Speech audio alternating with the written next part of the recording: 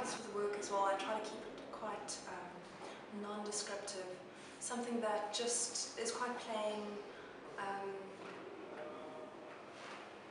I think that keeps a little bit more mystery to the work. I think there's quietness in the work, and I don't want the title to become overwhelming.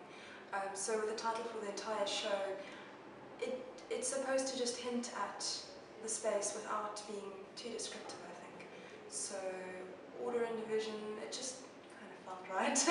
It's sort of what schools are really about. At that time when you're really confronting the other, you're just a single person, you're really confronting this massive other, and you're not the sole little entity in your world anymore.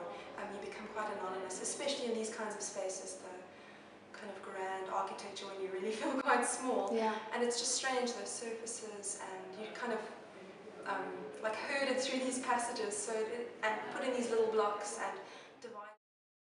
Yes, so I do work from photographs, because photographs capture something that working from life just doesn't. So also these spaces, I can't go sit there. I mean, they're spaces that get used and the light changes so dramatically. But with a photograph, you get a lot more contrast. It totally transforms the space into an image that I really like. It also blows out lights in windows sometimes, and I like that.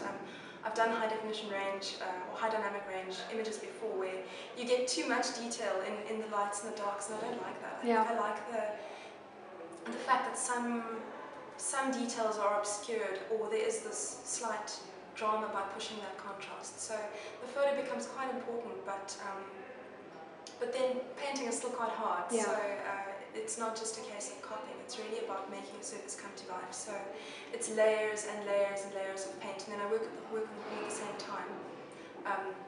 Going from one to another to let layers dry in between is quite important. With a human figure, it's almost like there's too much of a narrative. So without, you start to look for the human figure. You start to wonder why they're not there. I think, to me, it just lends itself towards more of a, I don't know, kind of a mysterious dialogue or something. Yeah, but just those spaces just echo blankly back at you, and I think that's weird with photorealistic painting. Sometimes it can be so descriptive of absolutely everything. Every little detail is captured, but so blank at the same time.